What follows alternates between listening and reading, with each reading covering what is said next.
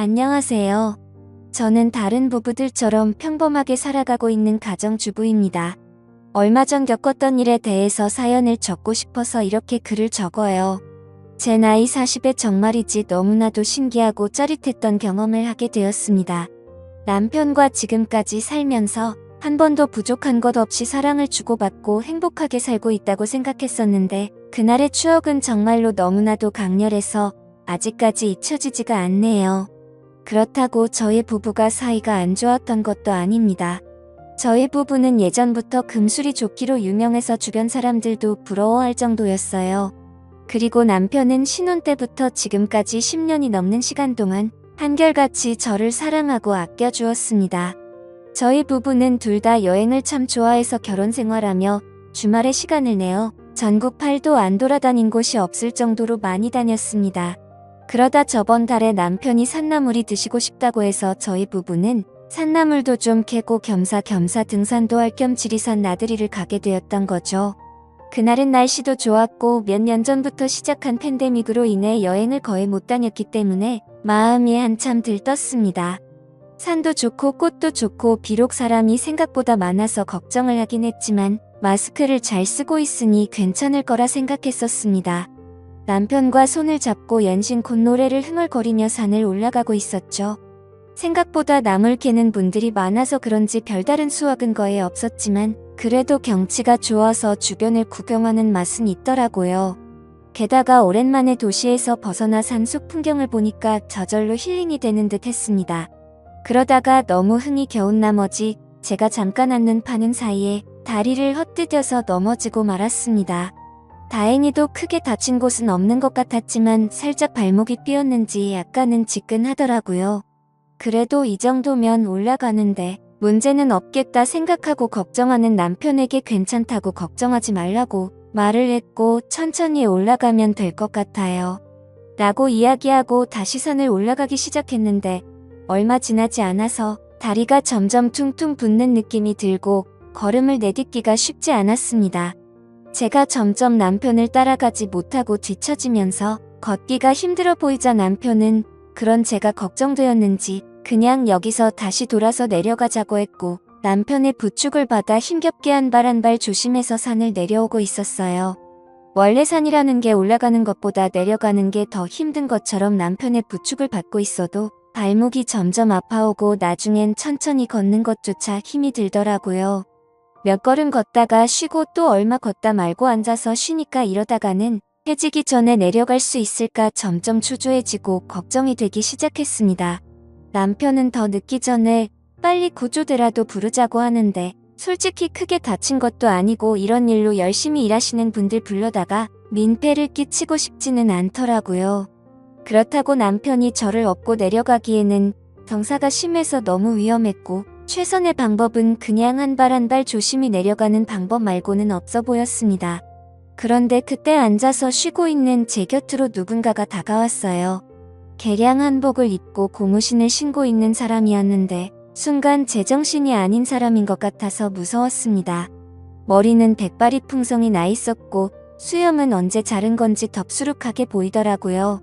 그냥 겉모습만 보고 드는 생각은 청학동 훈장님이라고 해도 믿을 정도였습니다. 아무튼 그분은 천천히 저희 쪽으로 다가오면서 무슨 일이냐고 다쳤냐고 물어보는데 그냥 신경 쓰지 말고 가던 길 갔으면 하는 마음이 들더라고요. 그래도 그런 걸 내색하면 예의가 아니다라는 생각에 다리를 살짝 삐끗했다고 대답을 했습니다. 그러자 이내 그 사람은 자기가 좀 봐주겠다면서 제 다리를 만져봤습니다. 그러자 낯선 사람이 제 다리를 건드리니까 남편이 발끈하며 그 산도깨비 같은 사람에게 당신 뭐하는 사람이야? 하고 소리를 쳤죠. 돌아오는 대답은 자기는 이 산에 사는 산신령이라는 둥 뭐라 하는데 가짜는 헛소리라고 생각했습니다. 하지만 다른 대안이 없었기도 했고 믿져야 본전이라는 생각에 남편에게 괜찮다고 대답을 했죠. 그리고는 그 산신령이라는 사람이 거친 손으로 제 삐끗한 다리를 여기저기 만지기 시작하다가 허리춤에서 뭔가를 꺼냈는데 작은 바늘이 잔뜩 들어있는 침이었었죠. 능숙하게 라이터로 소독을 하더니 제 다리에 여기저기 침을 놓기 시작했습니다. 그러더니 잠시만 움직이지 말고 이대로 가만히 있으라고 하고는 등산로에서 벗어나 숲속으로 사라져 버리더라고요. 남편과 저는 뭔가에 홀린 사람처럼 정신이 멍해져서 서로를 쳐다보고 있었고, 그로부터 약 10분의 시간이 지났을 때 숲속에서 산신령이 풀을 한 줌 뜯어오더니 그걸 돌에 익혀서 떡처럼 만들었습니다. 이게 약초라며 도시 사람들은 약을 바로 지천에 두고도 모른다며 혀를 차더라고요. 그리고 나서 제 목에 둘러져 있던 손수건을 뺏어서 약초를 제 발목에 붙이고 손수건을 묶어 고정해 주었습니다. 그리고는 남편에게 제 허벅지 쪽을 가리키면서 이곳을 주물러줘야 혈액순환이 되면서 약효가 빨리 돌아라고 말하더라고요. 그러면서 자신이 이 여자 몸에 손을 댈 수는 없으니 남편인 당신이 하라고 해서 남편은 얼떨떨한 표정으로 제 다리를 주무르기 시작했는데 산신령 아저씨가 옆에서 그게 아니라는 듯 못마땅한 표정을 짓더라고요. 결국 아이고 참. 나와봐. 내가 할게. 사람이 뭐 이리 시원찮아 그렇게 말하고는 제 허벅지를 엄지손가락으로 꾹꾹 누르기 시작했는데 제가 마사지를 태국에서도 받아보고 진짜 잘한다고 소문이 났던 비싸고 좋다는 곳에서 받아보기도 했는데 그런 느낌은 살면서 처음 받아봤습니다. 진짜 머릿속 정수리 끝까지 짜릿해지는 기분이랄까요? 남편이 옆에 있어서 참으려고 했지만 입에서 비명이 터져 나오더라고요. 5분 정도의 짧은 마사지였지만 그 어느 때보다도 몸이 개운해졌습니다. 그러다니 자기 물건을 챙겨서 호련히 일어나서 가려고 하더군요. 이제 조심해서 내려가. 내려가면 당분간 다리 쓰지 말고. 그러자 남편은 돌아서는 산신령에게 치료비라며 지갑을 꺼냈는데 건방지게 아무데서나 돈 꺼내지 말라고 호통을 치고는 그대로 산 위로 금방 사라져버렸습니다.